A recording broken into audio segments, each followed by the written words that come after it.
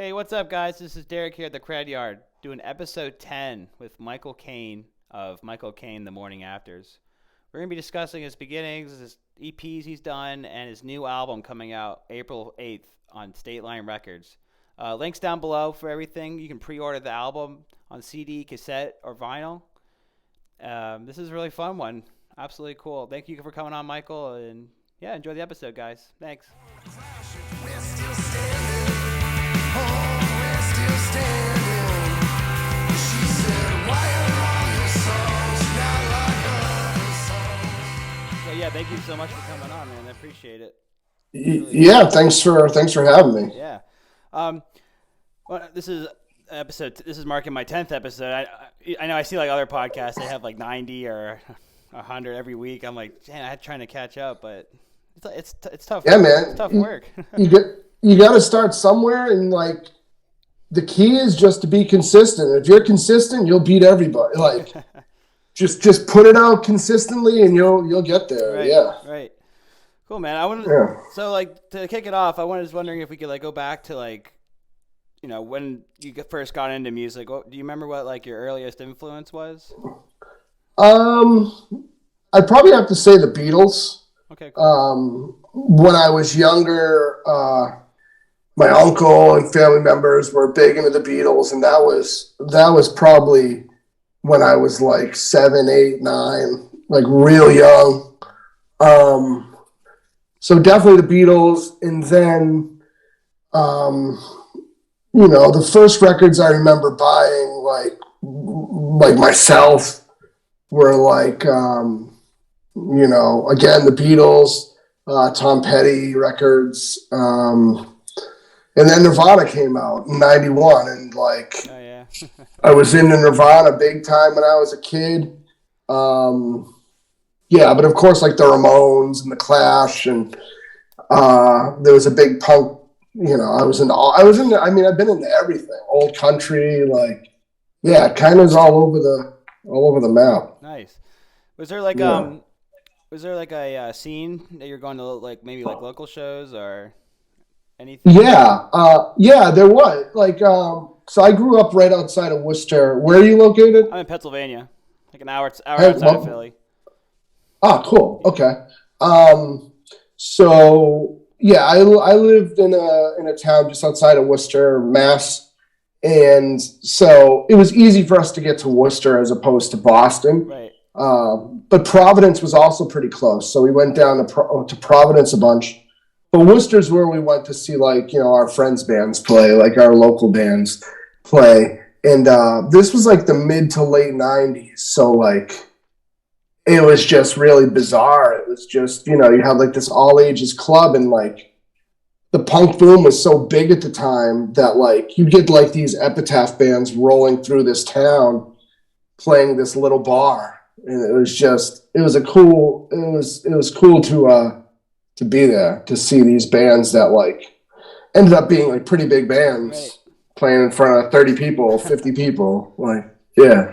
That's awesome. So, yeah. So, like, were there any, like, at that young age going to the shows and all that, did you join any bands or anything, or were you? It wasn't until I was probably, like, in my late teens that, like, we'd mess around. It was never anything serious. I was never in any, like, real serious bands as a kid.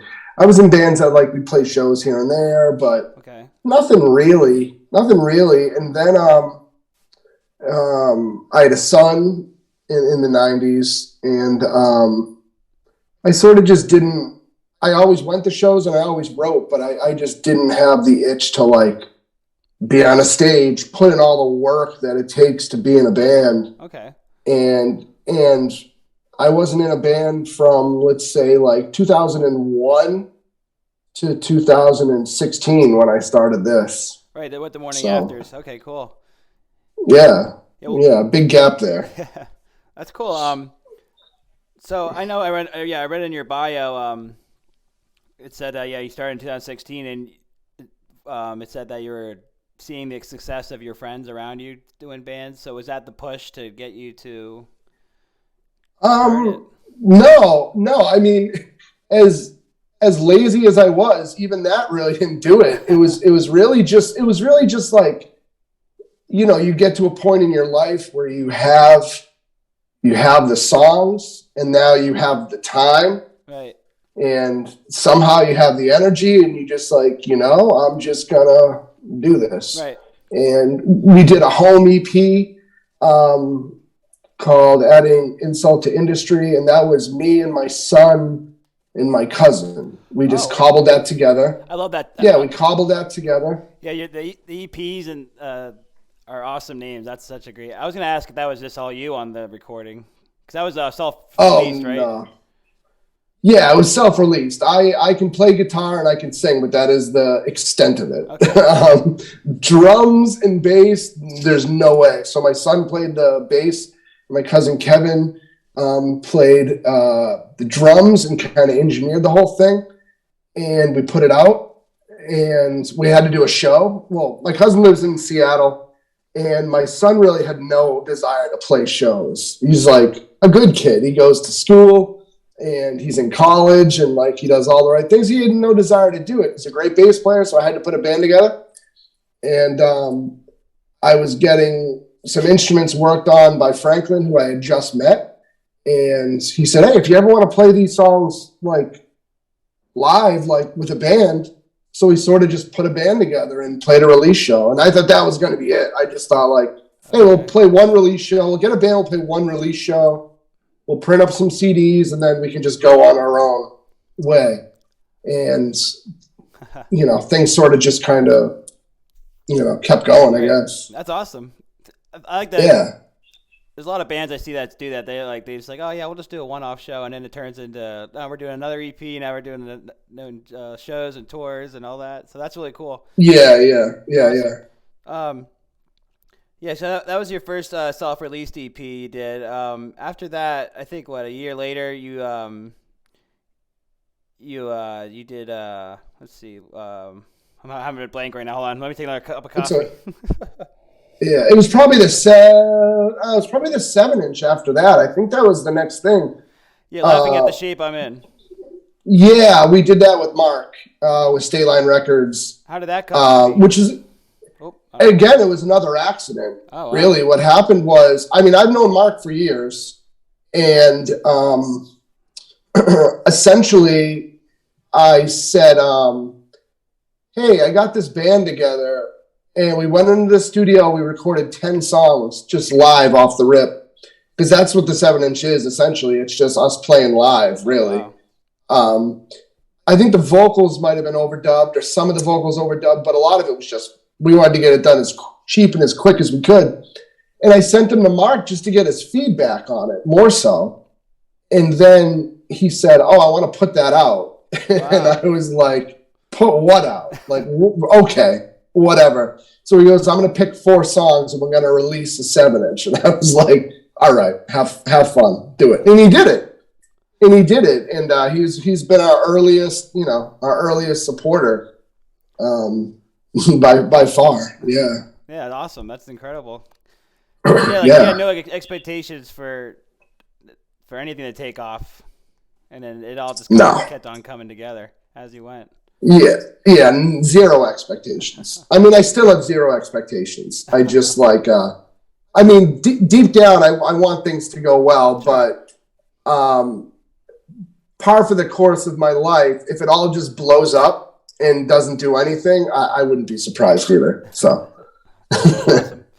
I think that's the best way to have attitude to have with it. Yeah, it's sort of under promise over deliver. Yeah, right. Yeah. So with the first EP, Adding Insult to Injury, it was kind of more of I want to say, I know I read somewhere it said like Replacement's influence, I think, on the first EP. Yeah, I'm safe to say that everything's Replacements, and even if you don't hear it, they're one of my favorite bands. Sure. And you know how it is. It's certain things where it's just like, you have certain bands that you listen to that are just like in you, and it's like you can write a record, and there's gonna be hints of that. Like even if you're not like playing the same exact genre, there's just going to be hints of maybe like the way words are phrased or, a guitar tone or something. So yeah, the Replacements are always a band that's just like, Oh yeah, great lyrics. I would be, anytime anybody puts our band and the Replacements in the same sentence, it's just like, yeah, right. Like, well, I totally agree with crazy. I agree with that. And with what you're coming out now with the new album coming out soon and everything with the singles, but yeah, the first EP I definitely could feel it. Did you ever see it live back in the day or on the reunions? Not back in the day. I saw Paul live a couple times, and I did go to the reunion show. I did see a reunion show, and thank God I did because like it wasn't what I expected, and I was very. Are you a fan? Oh, I love. Yeah, they were my favorite bands too. Oh, okay. So it wasn't what I was expecting because obviously when the Replacements broke up, they broke up in very. It was a very. The last couple albums were almost deemed as like Paul Westerberg's solo records, and things were sort of just coming to a halt with them. So when they picked it all back up years later and did these shows, I was sort of expecting it to be very heavy on All Shook Down and Don't Tell a Soul. And I love those records, but they came right out and they played plenty of stuff from Sorry Ma, and they played stuff from Hootenanny, and they played stuff from Stink. And I was just shocked. I didn't think it was going to go down like that. Like, I really didn't. Like, I wasn't expecting to hear like, I don't know, Color Me Impressed or like, I wasn't expecting it. I was expecting more subdued, sort of like older. I don't know, but I got exactly what I wanted, so I'm thrilled that I got to see it because I probably won't happen again. No, I don't think so. Yeah, I missed the opportunity, but I watched plenty of the YouTube videos live. Luckily, Would you? Yeah. With the Replacements, would you consider like Paul one of your top influences in songwriting, or who are they? Yeah, I mean, for me, it's like I just mentioned, it's more like things just kind of seep into your DNA because you just listen.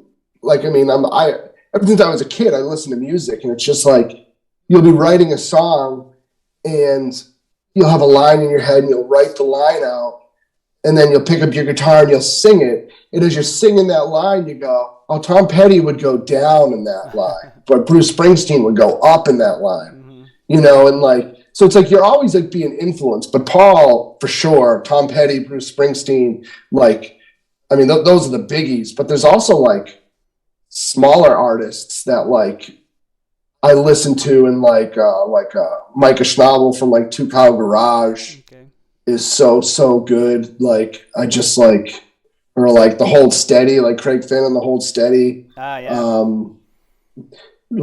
I mean, those are newer bands, but even like pop punk bands like like the Methadones or like I just like the way like they turn a phrase sometimes, like Dan with the Methadones, he does that, and like so it's really all over, it's all over the map, which I guess helps us out because sometimes people can't pin our sound down, Yeah, and I guess I did too, but that's what people try to do when they hear music. They try to like pin it down to somewhere, but it's better when it's everywhere because absolutely it's limitless, really. But Methadones, Dan Vapid, there's so many bands that it's hard to keep, not hard to keep track, but there's so many songs that he's written. And oh yeah, no, I mean I love his writing. Yeah. I mean like Noise by Numbers. Oh yes, is great. His Riverdale stuff's great.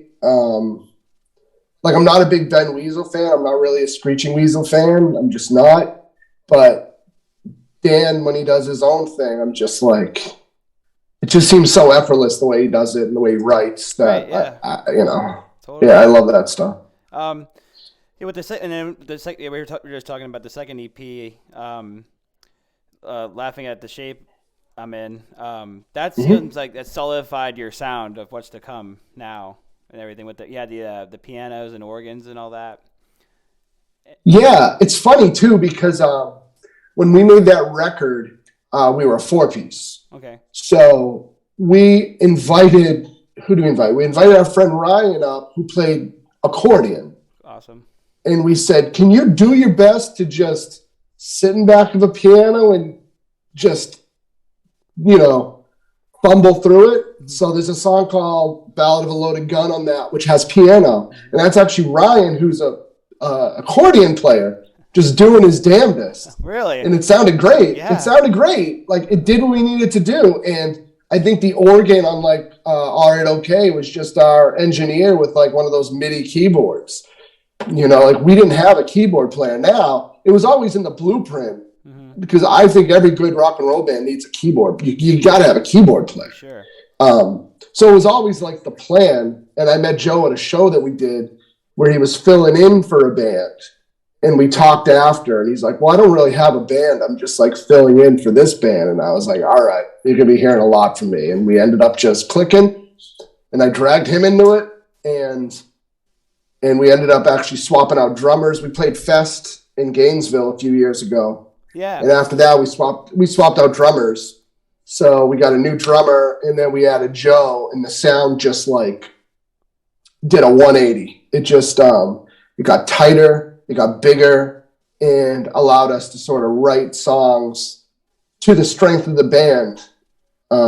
Which, when you hear the new album, I hope people see that there's been like an evolution. Absolutely. Well, I definitely could tell from listening to the first EP and then like the last single, Dark Nights. I think it was the last single you put out. Yeah. This like the other day I put like to listen to the first song on the first EP and then that single, and I was like, it's really cool to hear this big change. Progression, natural progression. Absolutely. Yeah. But yeah, I mean, I was gonna say with the laughing at the shape I'm in, like on the cover, it's about the Insult to Injury EP. I know I'm going back and forth between EPs. I apologize, but yeah, it's okay. On the cover, I like that it had like all these posters in the background. Yeah, like you mentioned already, like Tom Petty, the Ramones, Elvis Costello, Johnny Cash, and all that. So that's really cool. Like that's what I like to see, because I feel like before you listen, you already know like what you can get an idea in your head. Like I did, at least. I was like, okay, I know where this guy's going, and songwriting and great music.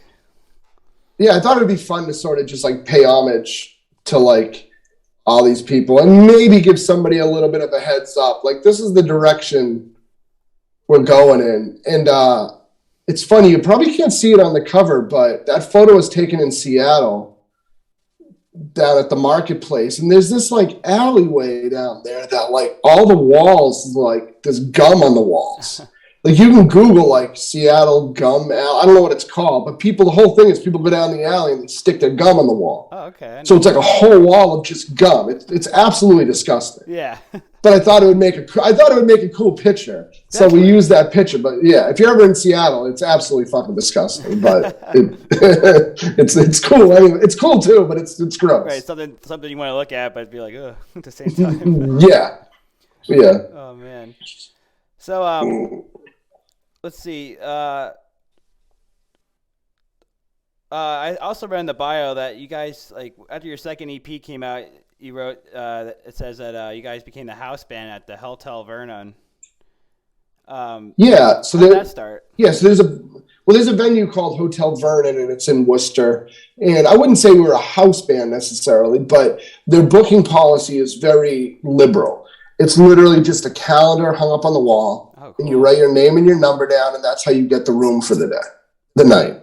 Wow.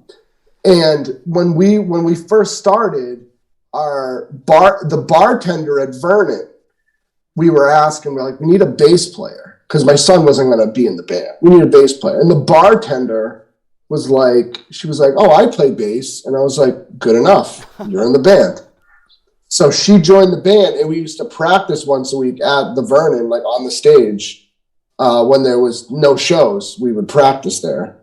And it's still a very liberal policy. The club doesn't take any of the money from the door. You collect your own money, you give it to the bands, they make their drink money.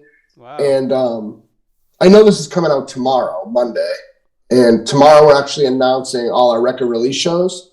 And Oh, cool. The Worcester show will be at the Vernon. So I think it's safe. So it's going to be April 23rd in Boston and April 30th April 23rd in Worcester and April 30th in Boston. So Cool. yeah. How was you said you're practicing there, but was there like, did you guys get any people coming in and what, like, asking questions? Oh yeah. Any open any Oh doors?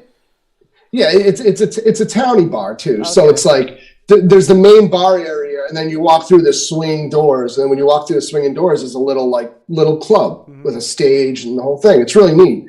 Oh yeah. So the weirdest people would walk through. We'd be playing a song, and they would just walk through and just like stand in front of the stage and like walk and then watch and then walk out. Like it was so bizarre. Oh. It was the people we would see would be so weird, but it was fun, and it was it's how we started. Wow. Yeah. That's awesome. I can't think of anything like that here in Pennsylvania. So I mean, I'm assuming like like Bostonians and all that are a little more what's the word? More friendlier, I guess, in those kind of things. Like having. Well, I mean, this was in Worcester. I wouldn't think anything Worcester, like right. that would be in Boston. Oh right, yeah, sorry. But, yeah, but Worcester's a little more. Yeah, Worcester's a little more laid back, for sure, than Boston. Okay, cool. Yeah, that's awesome. So Yeah. wow. Like the only thing I've only seen like a clothing store around here do that, where they had a calendar up of local shows and all that, and or like it wasn't booking playing there. I mean, some did, but that's like that was like 10 plus years ago. So it's cool to hear that Yeah. something like that still exists. Yeah, for now it does. We'll see. For now it does, though. Yeah. So yeah, that opens up. That got you like familiar in the scene and all that. So after that, did you start playing like more shows outside of there? Then you said you got your start there. Yeah. Oh yeah, we hit it real hard. Like I guess it was our goal to like let's play as many shows as we can in the first year or two. So like we weren't even touring, and we were doing like 60 shows a year, and we weren't even touring. Wow. We would just anywhere in New England, anytime somebody asked us to play and we were available, we played. And I think we did like close to 80 shows the first 2 years. Or first 2.5 years, which is a lot for a band that's not even like on the road playing every night. Sure. It's like a lot of shows. Yeah. But it was great for us. And yeah, we had some cool opportunities. We played the Boston's Festival once. Oh, rest in peace. That was a really cool experience. I mean, just to be on the same flyer with like Fishbone, it's just like, Jesus Christ. Like, I even bought a shirt. I bought an event shirt at that, and they didn't have any like adult sizes left. Oh, no. So I bought a youth large shirt. I'm like, I'm never gonna wear it. But when you turn it over, it's all the bands listed, and then at the bottom, Michael Kane, The Morning Afters. But you see Bouncing Souls, Fishbone, Boss Tones. I mean, the band. It's Toots and the Maytals. It's just nuts. And then at the bottom, it has our name. That's awesome. So yeah, I mean, we were grateful for that opportunity for sure. Were you like that jump, like just playing around like 60, 80 shows a year and then doing something like that? Was that really nerve-wracking for you, or just go out and do it? No. Yeah, okay. I don't know. It's I always get like these like weird butterflies, but it's more like excitement. Sure. I never get like a stage fright. It's more like you're very excited and it feels like jittery. But I'm always just excited to do it, and I'm comfortable doing it. I think the whole band is. But yeah, when you play in front of a big show, there's a big crowd. There's more like, I don't know. There's more energy leading up to it. I wouldn't say it's nerves, but it's more energy, I think. A better response, bigger response. Yeah. Well, you'd hope. Yeah, right. You'd hope so. Absolutely. So yeah, you mentioned the Bostons and all that. I know you said Off With Their. I read that it was Off With Their Heads too. You play with Street Dogs, and those are perfect bookings, I think, with your music. Yeah, we booked Off Their Heads a few times at the Vernon. Actually, Ryan did a acoustic show there, and then he said, "Hey, I want to bring the band here," and we're like, "You sure?" And he's like, "Yeah, I don't want to play anywhere else in Worcester, but next time we come, I want to play here." And I was like, I mean, the place holds 80 people, so like, I mean, so we did it. We did the Vernon with them full band. I mean, it sold out, of course, because like 80 tickets. So, but it was awesome. It was a super fun night, Cool. and we've been pals. So yeah. Oh, that's a coffee mug I have with the actually. Oh, right on. Yeah, yeah. Small. Yeah. Yeah, I saw them live twice right before COVID. No, I saw them 3 times. Bouncing Souls first time, and then right before COVID, and then I saw them in November. And Oh, right on. that was they put on a great show, and I always appreciate like he's one that cares about who's opening for him or opening. Oh, yeah. So it's cool that he really has a hand in picking who's coming. So that's awesome that he had you with. Open. Absolutely.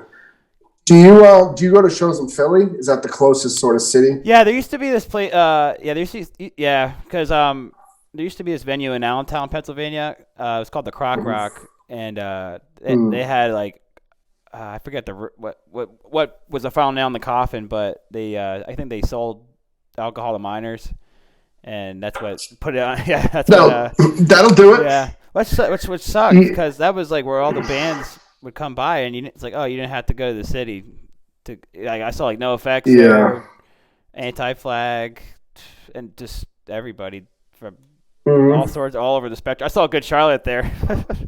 Nice. It was funny. Yeah, I like Philly a lot. Like I find myself there to see shows. Like I flew down to see a band at it was a new venue. What the fuck was it called? It's in that new area where like the Fillmore is. It's right next to it. What's it called? It was a small place. I can't think of what it's called. It was like a bar. I think it was a club, but it was like a bar. Fireside? I can't for the life of me think. But it's in that same sort of. It looked like a brand new renovated area. Okay. It was like the Fillmore. And anyways, I saw a band there, and then I've seen a few shows at that Underground Arts. Oh, cool, yeah. In Philly, that was kind of a cool place, and we've played Kung Fu Necktie before. Oh, you did? Yeah. I've been there once. Yeah. Was that the downstairs or upstairs? We played downstairs. Okay, cool. This was with the Scandals. Do you know the Scandals? No, I'm not familiar. Yeah, the Scandals. Jared from the Scandals has a band called Mercy Union now with a couple guys from like Gaslight Anthem. Oh, okay. I know that. But yeah, we played with the Scandals, and yeah, Philly's always pretty fun. Oh yeah, I've seen. We're playing. It's not announced yet, but we're playing. I don't know how far you are from Asbury Park. We're playing Asbury Park soon. Cool. I don't know if that's probably a hype for you, but I've always wanted to go there because the Bouncing Souls do their Stoke for Summer thing there, and everybody plays there too. So yeah, one of these times I'm gonna make a hike. Yeah, for sure. Good, but yeah, that seems like a little fun time there. Absolutely. Yeah, I'm seeing Circle Jerks in Philly in May. I think with 7 Seconds too. So that's cool. Yeah, I know Bouncing Souls are on that tour too. Oh yeah, but I tell you. I think they're only doing like. I think they have like a bunch of people. Like each band's probably just doing a handful of cities. Yeah. You know, because it's such a big tour. Right. Like I looked at the dates, I was like, Jesus Christ, there's like fucking 50 dates in this tour. Like, so I think like Bouncing Souls might hop on and do 4 or 5, and then whoever else. But yeah, it should be cool. That's what I was worried about being canceled, but luckily for with your band and all these other bands, like this is the year now, I guess, so we can take it back and do shows. I hope so. Yeah. I mean, so far so good. We're like I said, tomorrow we're going to announce a few record release shows for April, and I'm hoping everything's going in our favor right now. So hopefully everything continues to do that. What year did you play the Fest? Fest was Fest 18. Okay. So that would mean 2019? Yeah, I think so. Yeah. Yeah, because 2020 it didn't happen. In 21 it did, so this year's 20. Yeah, 2019. Okay. That was fun. Awesome. That was fun. We played a couple shows, couple sets down there. That was, I mean, it would be fun just to go to because there's so many bands that you want to see. So it's just like playing is almost like, fuck, we got to go play. We're gonna miss this band. I want to just like hang out. I don't want to play, but like it was awesome. It was awesome to play and just to hang with friends and see friends' bands play and discover new bands and Yeah, it was a fun time. So it's like they shut down what the gate. I never got the gist of it. Did they shut down? It's like Gainesville pretty much, and you have like a whole block full of venues and. Yeah, so the venues are spread out through downtown, but they're all within walking distance downtown.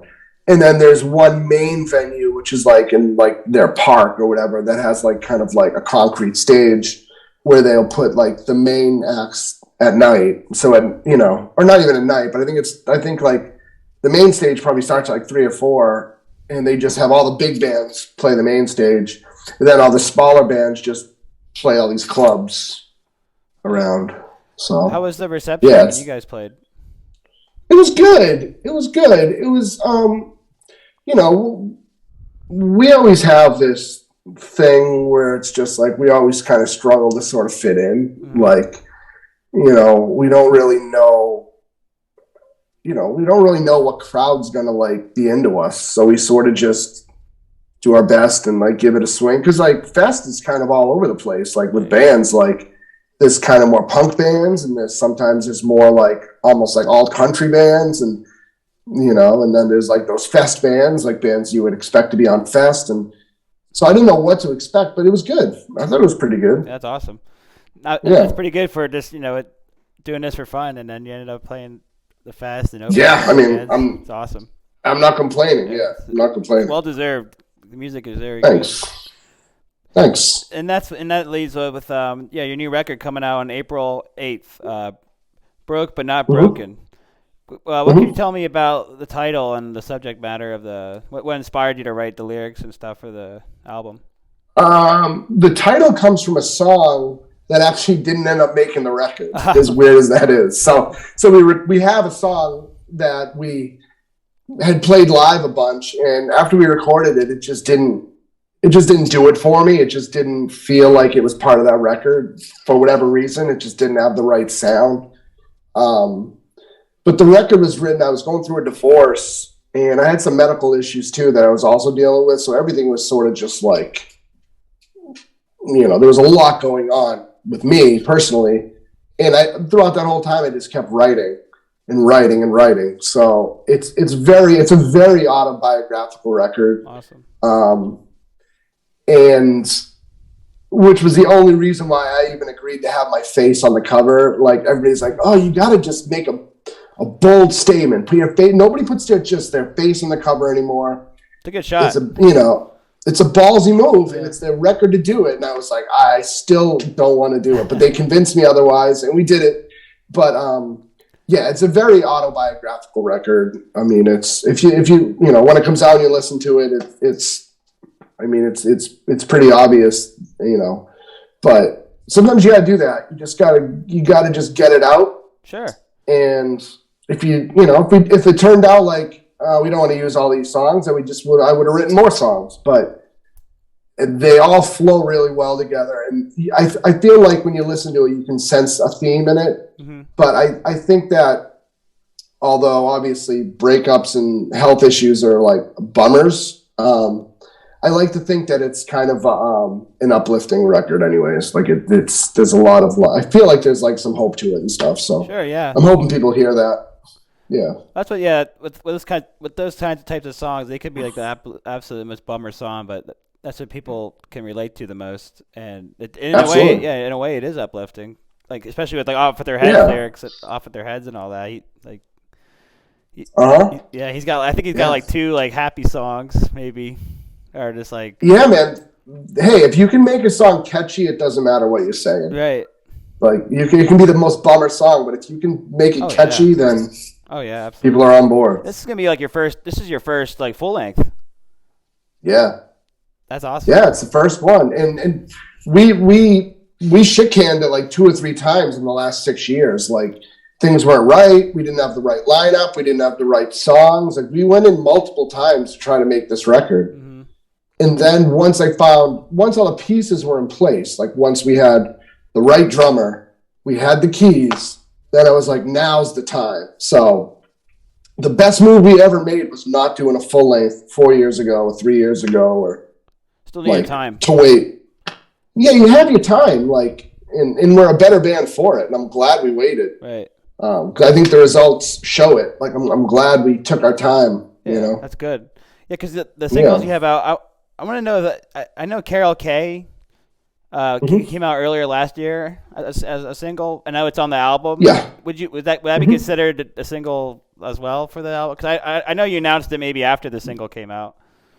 Yeah. So that's on the record, and that was the first one. Okay. With COVID happening and the lockdown, and I really wanted just to put out a song that people could sort of just get a taste of, because we didn't want to release the record during a lockdown, because the whole point of releasing a record is to sell the record, and the whole point of selling a record is playing the shows to sell the record. And it's you can't play shows. I mean, we lucked out. Some of our friends' bands, everything was already too much in motion, and they had to release it during the height of a pandemic. And I feel terrible for those bands, because it's they just got the shit end of this. And we were lucky enough we were able to put the brakes on everything a little bit, and able to just sort of, everything was recorded, everything was done, but instead of releasing it and, which what would have been the beginning of 2021, we're able to push it out and do it.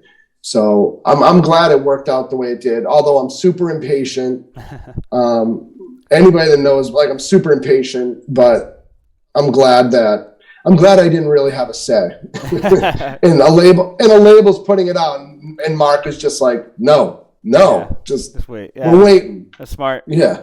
Yeah, absolutely. Yeah, that's what I saw a lot of bands too, which is also another reason for this year I said shows coming back and everything. I noticed I felt like music, everything was gonna pour out. We're gonna have new albums every week, and it's gonna be an overload. But everything seems kind of normal in release and music coming out, which is cool.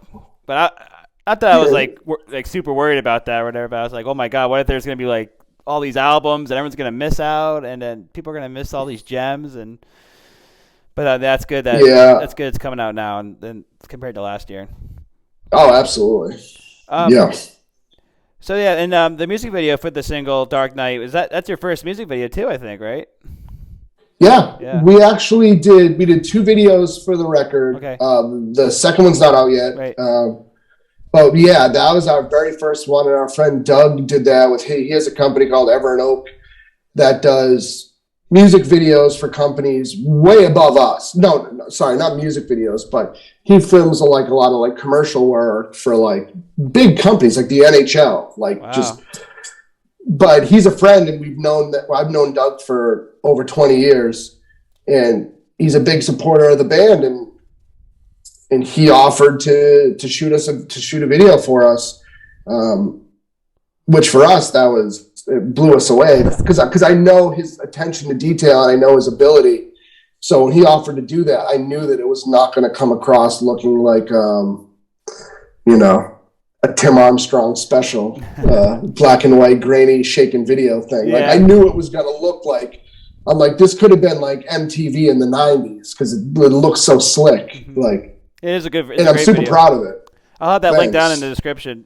Yeah. So was that I don't know, but go back to 2016. Did you ever see yourself doing a music video? Did you ever think that was possible? Oh, I saw myself doing a music video when I was 13. Okay. Trust me, this was all planned. Yeah.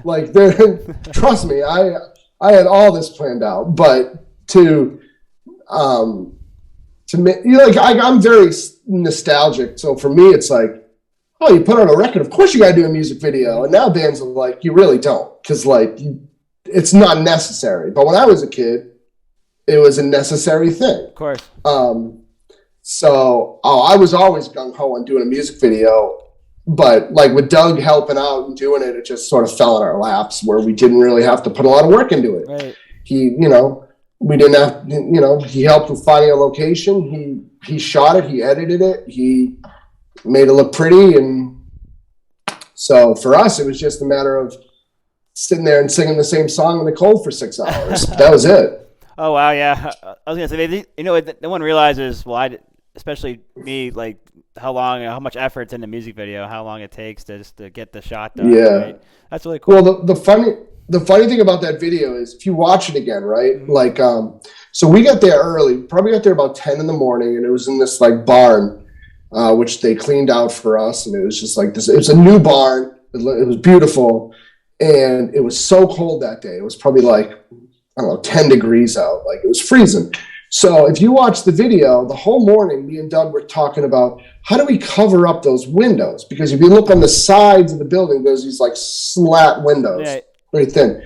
So we tried hanging up blankets. We tried hanging up poster board. And it was so cold, we couldn't attach anything to the building. And we, of course, weren't going to nail anything to this barn that wasn't ours. Right. So we're trying to tape. And so finally, like, I guess we just got to shoot it. And now if you watch the video, the best parts of the fucking video is this cool light coming through. Yeah. And like, none of that was planned. It was just because we couldn't cover up the windows. Like, and if you watch the video, there's so much cool lighting that comes in throughout it that just was not planned, but it just works. Yeah, it just works. Yeah. I'll have to look. I'll look back then again at that after we're done talking.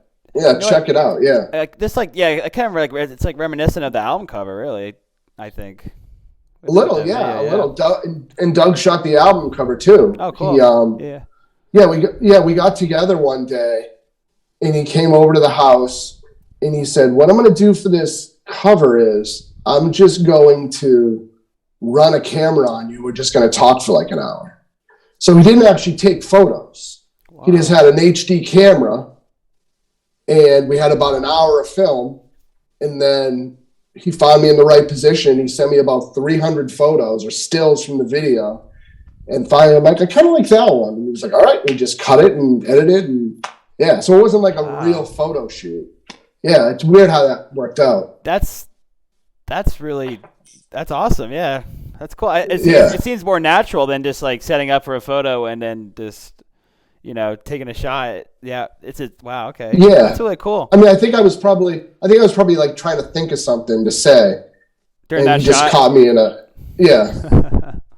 And then boom, there it is. That's really cool. Wow. Yeah. I want to ask too. I don't know how much time I have you for, so I'll get close to wrapping it up. Yeah, whatever you need. With your vocal style, how did you develop that? What was your influences with that? Because like talking to you, I never heard you talk till right now, so I was like, whoa, that's him. I think that's the first time. It's funny you mentioned it. My friend Helen, who has a band called Helen and the Trash Pandas, she sings. If you listen to our second single, "Tear Us World Apart," she's the background vocal in that. Okay. She's like she's like the best singer I know. She's so unbelievable. And we were talking about my voice, and she goes, "You have this thing with your voice.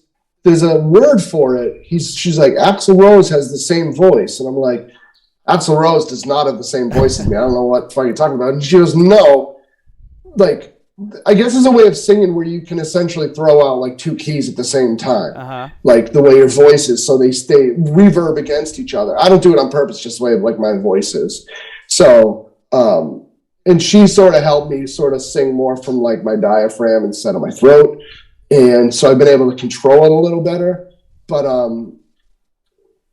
there's no real. I mean, all the influences are the same writing. Like it's a matter of like saying certain words. Like certain people, just because it's like what you hear. But I always tell people my voice is like a blown out speaker where like if I keep it real low, I can sing very undistorted. But then the second I try to bring my vocal volume up, it's like a speaker just goes like it just like distorts out, and that's how my voice is. So it's just like I don't know. It works. What you see is what you get. Yeah, it works very well. Thanks. And it's like I don't smoke cigarettes or drink whiskey. I'll just throw that in there because a lot of reviews are like, "Oh, all the whiskey this guy must drink to sound like that." It's like no whiskey, no cigarettes. I don't know. It's just how I sound. That's awesome. Yeah, that's what people get a rep for that. They have their voice low like that. It's like, oh man, you must have been chain smoking or whatever. Yeah, not me. No. That's awesome. You have a show coming up too at the Sun Tiki Studios in April. Yep. I think it was the 28th or 29th, but I wanted to bring that up. Yeah. Because we were Dave Strong, and he's the one that got me sent me. Oh, yeah. He sent me Yep. you and your music last month. Or yeah, Oh, like a month cool. ago. So I'm glad I finally got to sit and talk with you. Yeah. We're doing some Tiki Studios. We're doing like I said, Worcester the 23rd, Sun Tiki Studios the 29th, and then Boston the 30th. So they're all going to be like record release. We're going to have the record for everybody. We have CDs, Cassettes? vinyl, and cassettes. Because I told Mark I'm doing cassettes, and he laughed. And I'm like, I don't care. I'm going out of pocket and I'm doing cassettes. So Cool. I see a lot of bands doing that too, net with cassettes more recently. Yeah. I like cassettes. I think they're cool to have. They're affordable. The turnaround time is good, and they're analog. It's still analog. It's still tape. I mean, granted, you only get about 10 plays out of them before the quality sort of starts to sink a little bit. Yeah. But either way, if you go to StatelineRecords.com, you can take your pick. Yeah. You can get all of them if you'd like. Yeah, they're all up for pre-order. Cool. Yeah. Let's see. What's your like to wrap up? What's your go-to records right now? Ooh, well, that's probably the hardest question. Sorry, That's probably the hardest question. I don't know. Let me think what I'm listening to. Oh, you know what I heard for the first time? I'm gonna sound like an old person right now, but I'm gonna say it anyways. So I heard a song by that band Ghost. Yeah. Holy shit, this is such a good song. I'm just like, their last single? What? It's called it's on a 7-inch, and the 7-inch looks very sort of like psychedelic. Okay. Kiss the Goat or Mary. Mary on a Cross. Yes. Yeah. That's a good song. And have you heard the band The Helicopters? No. All right, so write down The Helicopters and listen to them after we get off. Sure. That Mary on a Cross sounds like The Helicopters. And that's why I like, because the Helicopters are from Sweden, and like they're just a rock and roll band, and like they're so good. So I listened to that song and I was like, shit, this is great. So I've been listening to that, and there's this band called American Aquarium that I like a real lot. They're more like alt country, but the songwriting is very like real, and like it's really good. What else? I don't know. Oh, there's a band. Did you grow up there, like around Philly? Yeah. Yep. Yeah. So there's a band from Philly that I like a real lot called Mirah. Okay. They're from like Central PA, I think, but like they're a Philly band, so it's Marah, and they're just like a rock and roll band. Some of their albums are a little different, but like they're really good. I listen to them a bunch. Cool. And then it's always like the standbys. Like I'll always throw on like one of the replacements, like reissues that they're putting out. Yeah, it's cool. What else? Yeah, I'm trying to keep up. Like I gotta buy them all now. Like I'm a vinyl guy, and like I'm like, oh man, like I thought I had all the replacements records, and now I don't because they just keep fucking putting more out. Is that all your collection behind you there? Oh, behind me is cassette tapes. Yeah, is that all yours? So that's a wall of cassette tapes right there, and on the other wall is all records. Okay. I just collect shit. Cool. I probably have too much of it. I collect guitars and shit, a lot of shit. Oh, sorry, I didn't mean to cut you off. No, not at all. I'll ask you too quick about guitars. What are you playing right now with compare? Have you been playing the same guitar since you started compared to now, or? No, not at all. Actually, I started off with an older Epiphone, just an Epiphone Les Paul. After I switched from that because it was too fucking heavy. It was like such a heavy, because it was an older Epiphone where I'm not like a big gear guy, so I don't know all the ins and outs, but it was when they were making their guitars really heavy. And this, I still have it. My black Epiphone is so heavy, so I kind of stopped using it because like my back would hurt. So, Right. so after that, my friend James Lynch, who plays on our reg, he played on Tear Us World Apart, gave me a Rickenbacker. Oh, nice. 620, which I liked a lot too. But then I switched over to Vox, and like, I like the Rick a lot, but it just didn't have enough punch through the Vox. And I'm not like a pedal guy. Like, I don't want pedals. I just want to plug in and be like, I'm good. Straightforward. Yeah. So then I started into this like telly chase where like me and Franklin built a telly. We built like an Esquire. So I had that. Then I had a black one, like just a regular like it was like a Squire. And now I think I'm finally good. Like I have a telly deluxe, like a blonde telly deluxe with humbuckers that like I feel like I'm good. Nice. Like Yeah. it does what I want it to do. But yeah, it's a constant chase. Right. It's just like who knows? We may practice next week and like I'll be like, this isn't the guitar for me anymore. I don't know. But right now it is. Awesome. It's the one. Very cool. Yeah. Is there anything else that you want to add like that, or? I don't know. I think that's it. Just I hope everybody just checks out the songs and maybe heads over and takes a look at the pre-order. And hey, if you don't have the cash, like I get it, but if you can share it, like if everybody that's listening just shares it, that would be amazing. We're just pushing through. I hope people dig it come April 8th. Obviously, I can't wait to get my hands on the vinyl. So thanks. Yeah. Awesome. Yeah. Broke but not broken. Yeah, it's out April 4th on State Line Records. Check down below. I'll have all the links for that. And awesome, cool. Man.